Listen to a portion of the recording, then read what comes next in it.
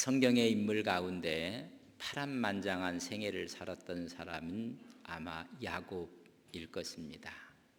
그에 못지않게 요셉의 생애도 상당히 굴곡이 있었음에도 불구하고 야곱만큼 인생 여정이 굴곡이 있고 또한 속임과 거짓과 쟁취와 이런 것으로 점철된 사람은 야곱일 것입니다. 창세기 47장 9절에 보면 그는 바로 앞에 이런 고백을 합니다. 내 나그네 인생길이 130년이었다. 그때 나이가 130년이었고 험악한 세월을 살았다고 고백을 합니다. 말 그대로 야곱은 험악한 인생을 살았던 사람입니다. 험악한 세월을 혹시 사시는 분은 없습니까? 파란만장한 생애를 살았던 사람입니다. 그의 삶을 한마디로 투쟁적이었습니다. 어머니 태중에 있으면서부터 그때부터 대립의 관계였고 출산할 때는 세상에 나올 때는 앞서 나가는 형의 발꿈치를 붙잡고 잡아 다녔던 사람이 야곱입니다. 야곱은 얻고자 하는 것이 있으면 수단 방법을 가리지 않고 여러분 얻어냈던 사람입니다. 집착이 강했던 사람이고 집요했던 사람입니다. 그래서 많은 것을 얻게 됩니다. 장자의 명분을 팥죽 한 그릇에 얻게 되고 아버지를 속이고 장자의 축복을 가로채기도 합니다. 피신대에서 삼촌집에 갔을 때는 사랑하는 여인 라헬을 얻기 위해서 7년을 하루처럼 보냈던 사람이 야곱입니다. 그 사랑하는 아내를 얻기 위해서 14년 동안 종살이를 마다하지 않았던 사람이 야곱이었습니다.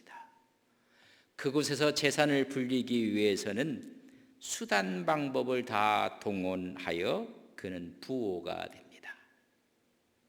오히려 삼촌집에서 미움을 받게 돼서 쫓기는 삶을 살게 됩니다. 고향 가나안 땅 베델로 가다가 세겜에 잠시 머물렀다가 디나 사건으로 인해서 오히려 세겜족과 어려운 관계를 갖게 돼서 쫓겨가는 삶을 사는 것이 야곱입니다. 그뿐이겠습니까? 야곱의 아들 가운데 여러분 배가 다른 자녀들 사이에 서로 시기 질투가 있어서 급기야는 요셉을 팔아먹는 그런 어려움을 겪게 됐던 사람이 여러분 야곱입니다. 그래서 자기 아들 사랑했던 요셉이 죽은 줄만 알았습니다. 훗날 알고 봤더니 애굽에서 총리가 되었다는 소식을 듣게 됩니다.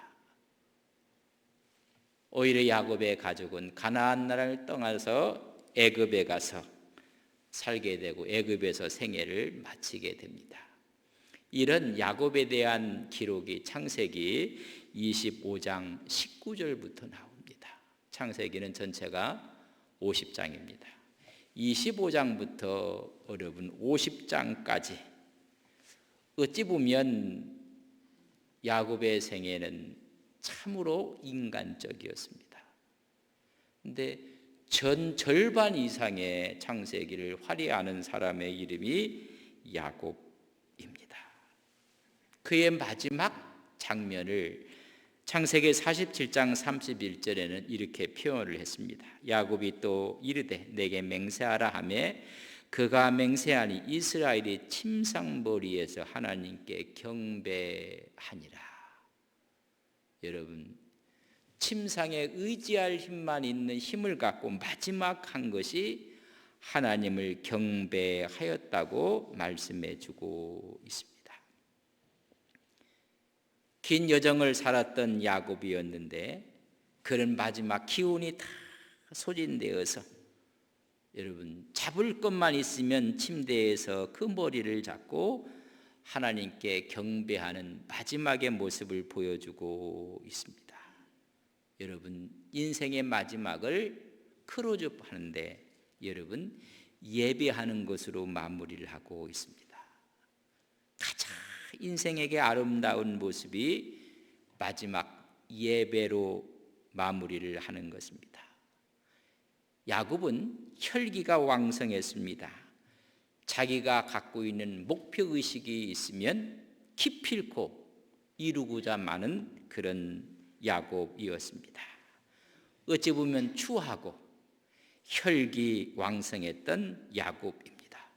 그러나 그의 나이가 먹어가면서 인생의 석양에 가까울수록 아름다운 인격의 모습으로 드러나게 된 사람이 여러분 야곱입니다.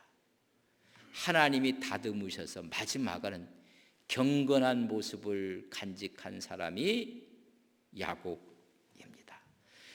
이렇게 혈기왕성했던 추하고 욕심 많았던 야곱이 이렇게 변했던 이유가 어디 있을까?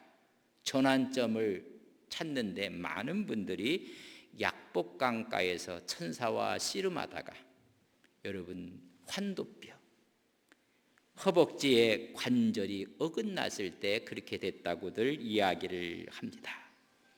인생의 삶에 터닝 포인트가 있습니다. 근데 많은 사람들은 약복 강가의 씨름이었다고 이야기를 합니다. 창세기 32장 25절에 보면 자기가 야곱을 이기지 못함을 보고 그가 야곱의 허벅지 관절을 치매 야곱의 허벅지 관절이 그 사람과 씨름할 때 어긋났더라. 여러분, 이 관절이 어긋났을 때 인생의 새로운 전환기를 맞이했다. 그러나 성서는 그렇게 보지 않습니다. 야곱이 자기 목적을 달성하기 위해서 허벅지 관절이 나간 것입니다. 자기의 욕망을 내려놓기 위해서 허벅지 관절이 나간 것이 아닙니다. 오직 자기의 목적 하나님의 축복을 쟁취하기 위해서 그런 허벅지 관절이 나간 것뿐입니다. 자기 목적을 이루기 위해서, 어떤 사람은 성공을 위해서 직장에서의 진급과 임원에 들어가기 위해서, 아니 더 많은 돈을 얻기 위해서 자기의 뜻을 내려놓고 맡기는 모습이 아니었습니다. 여러분, 그의 관절이 나갔음에도 불구하고 그는 베델로 올라가지 않습니다. 세겜에 머물며 장막을 치고 디나 사건이라는 끔찍한 사건이 기록이 됩니다. 그렇다면 야곱이 이렇게 변한 전환점은 무엇일까? 그것을 성경은 창세기 43장 14절의 말씀을 우리에게 제시해 주고 있습니다. 전능하신 하나님께서 그 사람 앞에서 너희에게 은혜를 베푸사 그 사람으로 너희 다른 형제와 베냐민을 돌려 보내게 하시기를 원하노라. 그 다음에 기도입니다. 내가 자식을 잃게 되면 이르리로다. 여러분, 야곱 같지 않는 모습을 보게 됩니다.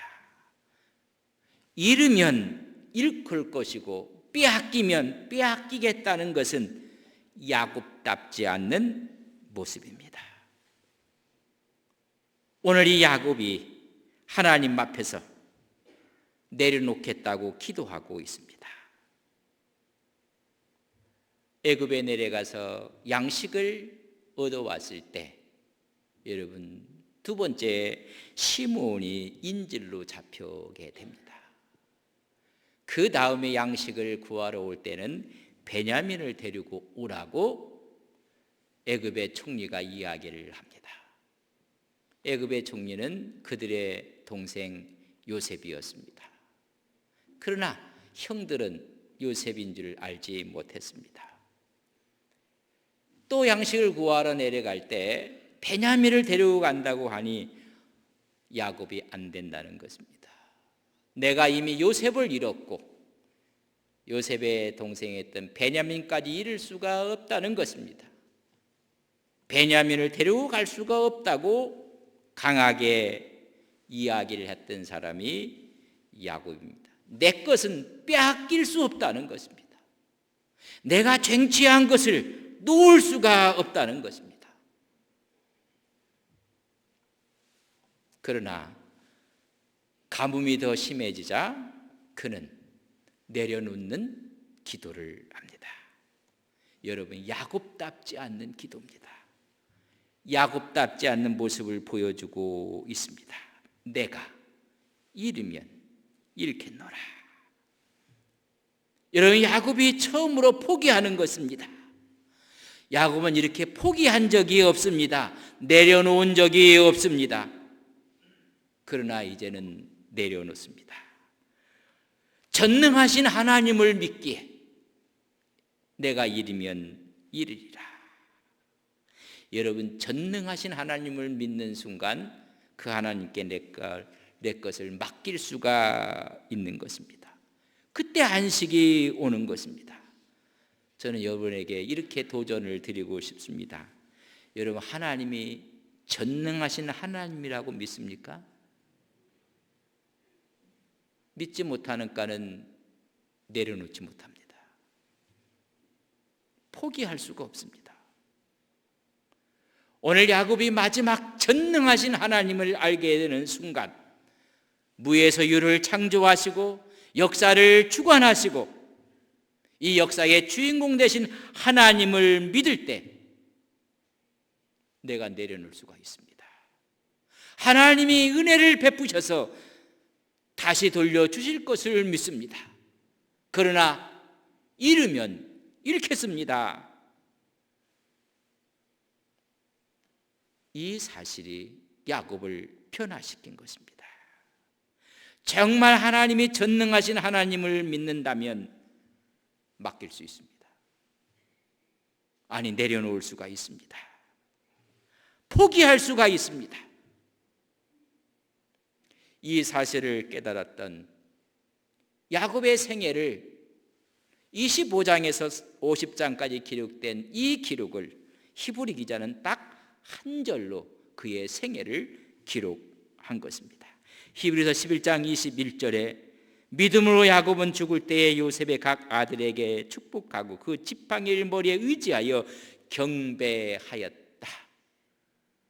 여러분, 창세기 26장에서 나오는 야곱의 그 파란만장한 인생 여정을 하나님 앞에 내려놓는 순간 히브리 기자는 오늘 세 가지를 이야기하고 있습니다. 한 절 속에 그는 믿음으로 죽음을 맞이했다. 그는 믿음으로 축복했다. 그는 믿음으로 경배했다고 기록하고 있는 것입니다. 신앙의 본질을 찾은 것입니다. 전능하신 하나님을 깨닫는 순간 여러분, 야곱은 변하기 시작한 것입니다. 어떤 기도가 응답돼서 관철되어서 여러분 변하는 것이 아닙니다. 전능하신 하나님을 깨닫는 순간 새로운 변화의 물결이 오는 것입니다. 첫째는 죽음입니다.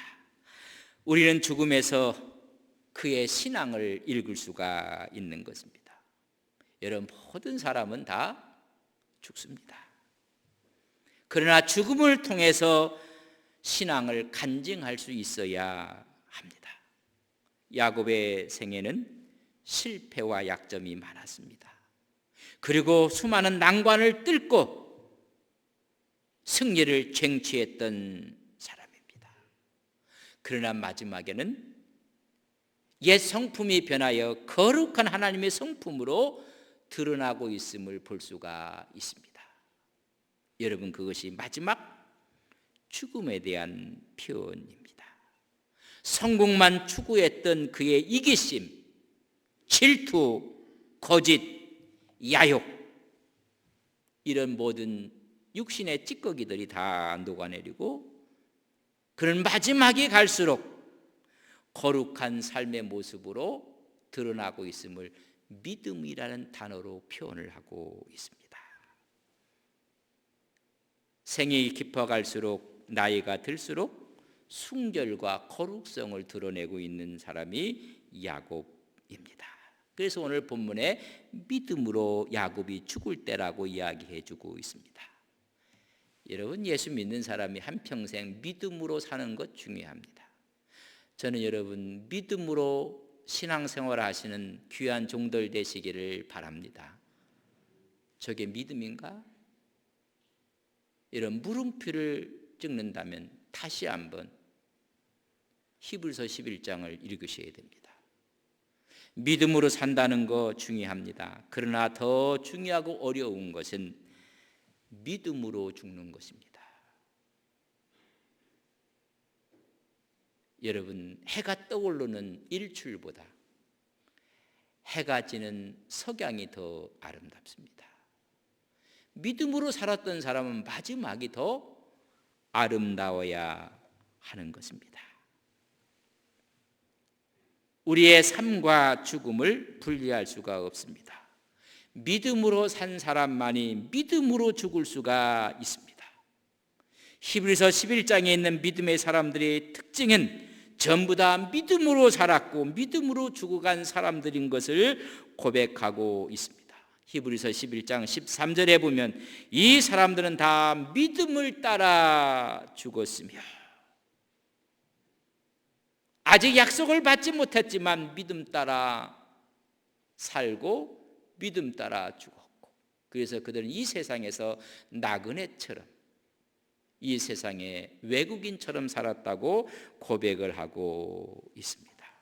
인생이 살아가며 수많은 문제가 있고 아픔이 있고 고통이 있고 좌절이 있고 회의를 느낄 때가 있습니다. 아니, 성공할 때도 있고 실패할 때도 있습니다. 그러나 믿음으로 살았다고 고백하고 있고 믿음으로 죽었다고 이야기해주고 있습니다. 우리 모든 성도들이 믿음으로 살다가 죽음 저편에 있는 천국을 바라보며 믿음으로 주의 품에 안기시는 귀한 종들이 되시기를 주의 이름으로 간절히 바랍니다. 전도를 하고 예수님을 증거하면 이런 분들이 있습니다. 마지막에 예수 믿겠다, 죽을 때 예수 믿겠다고 하는 분들이 있습니다. 여러분, 그렇지 않습니다. 믿음으로 산 사람만이 믿음으로 죽음을 맞이하고 믿음으로 천국을 소유하는 것입니다. 모든 것은 과정의 산물입니다. 믿음으로 산 사람만이 믿음으로 죽을 수가 있습니다. 여러분, 마지막에 주님이라고 부를 수 있는 것은 믿는 자의 특권입니다. 한 번도 부르지 못한 주님을 여러분 죽을 때 부를 수가 없습니다. 그는 믿음으로 라고 이야기를 해주고 있습니다. 죽음 저편에 있는 영원한 천국을 바라보고 그의 얼굴이 평안해지는 것입니다. 그걸 믿음으로 죽었다고 이야기해주고 있습니다.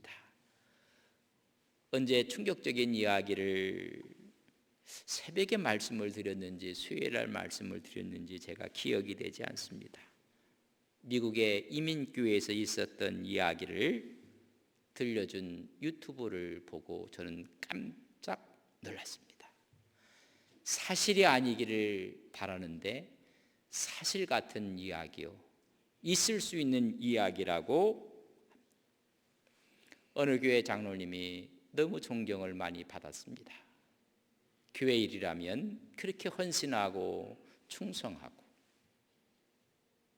그래서 모든 교인들이 그 장로님을 따르고 존경하고 저렇게 믿어야 된다고 생각할 정도로 좋은 믿음을 보여주셨습니다. 그런데 그 장로님에게 의사의 진단에 대한 소식을 듣게 됩니다. 그렇게 열심히 신앙생활했던 분인데 암 판정을 받게 됩니다. 그 판정을 받는 순간 이 장로님은 입이 딱 다물어지고 말았습니다. 그렇게 존경받는 장로님이었기 때문에 많은 성도님들이 위로하고 기도해 드리고 그리고 면회를 갑니다. 찾아가서 뵈면 그때부터 이 장로님은 고개도 돌려버립니다. 찬송을 해도 찬송을 따라 부르지 않습니다. 하나님 말씀을 읽어도 듣지를 않습니다. 신방 같은 사람들이 실망을 하기 시작했습니다. 그래도 또 귀한 장로님, 그렇게 열심히 봉사하고 헌신했던 장로님이라 찾아갈 때마다 입을 열지 않습니다. 목사가 신방을 갔는데 입을 열지 않습니다. 외면합니다. 교인들이 그 장로님을 생각하며 문병하는 횟수가 자꾸만 줄어들었습니다. 목사님이 작정을 하고 장로님을 찾아가서 말씀을 합니다. 인생은 영원히 사는 것이 아니라 때가 되면 우리는 영원한 천국에 있음을 합니다. 장로님, 그러면서 이야기를 합니다. 누워있던 이 장로님이 외면을 하다가 자꾸만 예수님 얘기를 했더니 벌떡 일어나서 한마디 하는 말이 예수 귀찮단 말이야. 저한테는 충격이었습니다. 예수고 뭐고 귀찮다 라고 벌떡 일어나서 외치고는 눕는 순간 세상을 떠났다는 이야기입니다. 사실이 아니기를 바랍니다. 근데 있을 법한 이야기입니다. 여러분, 마지막 믿음으로 간다는 것이 얼마나 귀한지 모릅니다. 오늘 그래서 믿음으로 갔다고 이야기합니다. 두 번째는 믿음으로 축복했습니다. 하나님의 뜻을 따라 축복하는 신앙입니다. 믿음으로 야곱이 죽을 때에 요셉에게 두 아들이 있었습니다. 특별히 그들을 축복하는 장면이 나옵니다. 그 배경은 창세기 48장에 있는 이야기입니다. 야곱은 12아들 가운데 가장 사랑했던 아들이 요셉입니다. 요셉에게는 므낫세가 있었고 에브라임이 있었습니다. 이 사랑하는 두 손자에게 야곱이 축복하는 광경이 나옵니다. 그래서 아버지 요셉이 두 아들들을 할아버지 앞으로 데리고 갑니다. 그때 우수의 큰아들 므낫세를 코앞에 놓습니다. 그리고 좌수에는 에브라임 차자를 이렇게 놓았습니다. 그리고 이렇게 축복해달라는 것입니다. 이것이 요셉의 뜻입니다. 아버지의 사랑을 받았던 요셉이 아버지에게 강청하는 뜻이 이렇게 축복해달라는 것입니다. 그런데 야곱은 손을 어긋맞고 말았습니다. 창세기 48장 14절에 보면 이스라엘이 오른손을 펴서 차남 에브라임 머리에 얹고 왼손을 펴서 므낫세 머리에 얹으니 므낫세는 장자라도 팔을 엇바꾸어 얹었더라. 아들 요셉이 원하는 것은 우수의 므낫세를 얻는 건데 이 우수를 자수 왼쪽에 있는 차자에게 얹고 엇갈려서 축복을 하고 있는 것입니다. 그때 아들이 말합니다. 아버님, 손이 바뀌었다는 것입니다. 그리 마옵소서. 48장 18절에 보면 그의 아버지에게 이르되 아버지여 그리 마옵소서. 이는 장자이니 오른손을 그의 머리에 얹으소서. 손이 바뀌었습니다 아버지. 그랬더니 야곱이 뭐라고 이야기하는지 아십니까? 19절에 보면 그의 아버지가 허락하지 아니하며 이르되 나도 안다 내 아들아 나도 안다 그도 한 족속이 되며 그도 크게 되려니와 그의 아우가 그보다 큰 자가 되고 그의 자손이 여러 민족을 이루리라. 아들아 나도 안다 라고 이야기하면서 어금맞게서 축복을 하게 됩니다. 여러분, 우리가 축복할 때 믿음으로 하셔야 됩니다. 지금 아들 요셉은 말합니다. 아버님, 이게 순위가 바뀐 겁니다. 그랬더니 야곱이 하는 말이 나도 안다. 성령께서 하신다는 것입니다. 하나님의 뜻이 이거라는 이야기입니다. 12 아들 가운데 가장 사랑했던 아들 요셉이 자기 아버지에게 청을 하고 있는 것입니다. 그러나 야곱은 어금매께서 축복하는 모습을 보게 됩니다. 성서는 이렇게 기록합니다.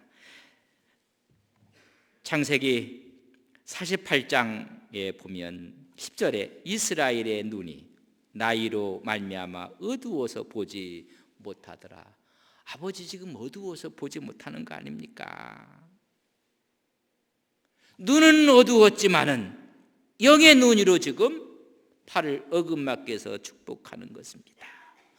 그때 아들 요셉이 생각을 아버님 눈이 안 보여서 그렇습니까? 혼미해져서 그렇습니까? 아버님 망령이 나신 겁니까? 손이 바뀌었다고 이야기를 하고 있습니다. 그때 야곱이 안다 아들아 나도 라고 이야기한 것입니다. 이 말은 하나님의 뜻에 대한 확신을 갖고 있는 것입니다. 그렇게 사랑했던 아들 요셉의 마지막 소원입니다. 그걸 거절합니다. 아들의 뜻이 아니라 사람의 뜻보다 더 중요한 것은 하나님의 뜻인 것을 깨닫게 돼서 믿음으로 축복했다고 말씀해주고 있습니다. 하나님의 뜻은 에브라임을 통해서 계승되는 것입니다. 그래서 마지막 아들의 청도 거절하고 말았습니다. 하나님의 뜻을 따르는 이 마지막 야곱의 모습을 믿음으로 축복했다고 했습니다. 우리에게 가장 중요한 것은 하나님의 뜻을 구별하는 것입니다. 신앙의 승패는 하나님의 뜻에 달려 있습니다. 우리 주님께서도 십자가를 앞에 놓고 아버지 뜻이라면 이 쓴 잔을 넘어가게 하옵소서. 그러나 내 뜻대로 마옵시고 아버지 뜻대로 되기를 원하이나 누가복음 22장 42절에 보면 내 뜻이 아니라 내 원대로 마옵시고 아버지의 원대로 되기를 원하나이다. 여러분, 우리 예수 믿는 사람들이 가장 중요한 지식은 하나님의 뜻을 아는 지식입니다. 가장 위대한 업적이 있다면 하나님의 뜻을 이루는 것입니다. 그러나 우리는 하나님의 뜻과 상관없는 지식을 가질 수가 있습니다. 하나님과 뜻과 관계없는 성공을 얻을 수가 있습니다. 하나님의 뜻과 상관없는 명예와 지위를 얻을 수가 있습니다. 그러나 하나님을 떠나 얻은 그 모든 것은 무의미하다는 것을 아셔야 합니다. 하나님의 뜻을 알고 하나님의 뜻을 행한다는 것은 가장 위대한 일이고 위대한 업적입니다. 여러분, 하나님의 뜻이 아니라 우리가 너무나 잘 알고 있는 우리가 남인가? 하나님의 뜻은 간 곳 없습니다. 우리의 전통이 우리의 연수가 여기가 큰아들입니다. 여기가 장자입니다. 장손입니다. 믿음으로 축복하는 것이 아닙니다. 하나님의 뜻을 따랐다는 것입니다. 이런 우리가 전부 다 관계성을 갖고 하나님과 뜻과는 관계없는 일을 할 때가 있습니다. 오늘 이야기합니다. 하나님의 뜻에 순종하면서 했던 축복을 믿음으로 축복한 것입니다. 여러분, 믿음으로 축복하며 나가는 귀한 종들이 되시기를 주의 이름으로 간절히 바랍니다. 세 번째는 믿음으로 경배하는 것입니다. 믿음으로 한다는 것이 얼마나 중요한 것인가. 히브리서 11장 21절에 보면 요셉의 각 아들에게 축복하고 그 지팡이 머리에 의지하여 경배하였다. 제대로 설 수가 없습니다. 지팡이가 없으면 일어설 수가 없습니다. 지팡이를 의지할 힘만 있으면 그 힘을 갖고 마지막 보여준 것이 믿음으로 예배하는 모습이었습니다. 그러면서 창세기 47장 이하를 보면 그의 나이가 130세 때 바로를 만났습니다. 애굽에서 17년을 더 삽니다. 그의 나이 147세가 되었을 때 예배하는 자의 모습은 영원한 천국을 소망하듯이 영원한 가나안 땅을 소망하고 있는 모습을 봅니다. 47장 30절에 보면 내가 조상들과 함께 눕거든 너는 나를 애굽에서 메어다가 조상의 묘지에 장사하라. 요셉이 이르되 내가 아버지 말씀대로 행하리이다. 31절에 보면 야곱이 또 이르되 내가 맹세하라 하매 그가 맹세하니 이스라엘이 침상머리에서 하나님께 경배하더라. 마지막 보여준 것이 믿음으로 경배하는 모습인데 나를 애굽에 장사하지 마라. 조상의 묘지에 나를 장사해 달라고 말하고 있습니다.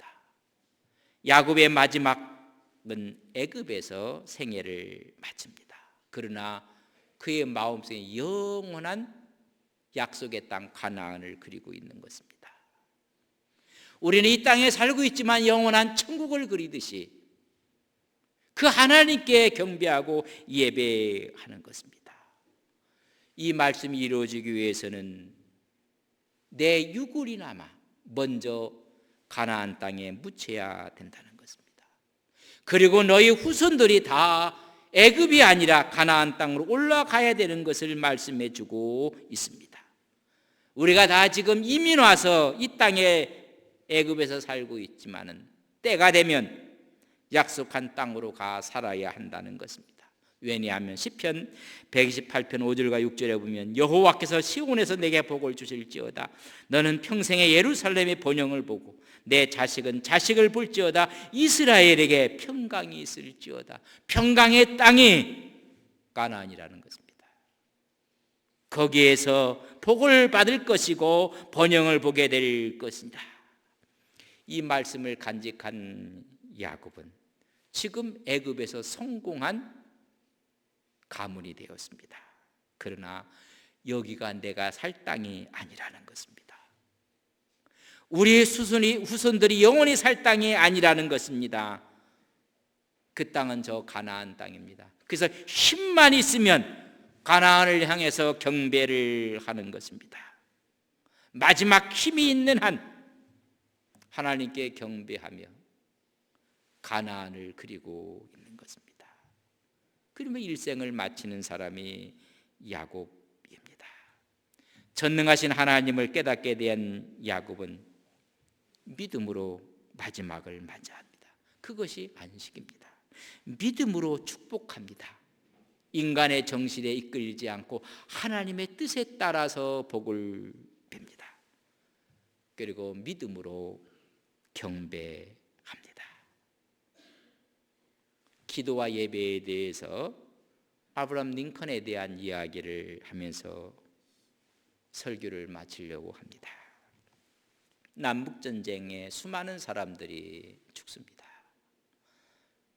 남과 북군이 전쟁에 치열할 때 기도합니다. 하나님, 우리 편이 되어 달라고. 그 말을 듣는 그는 그 기도 잘못되었다고 했습니다.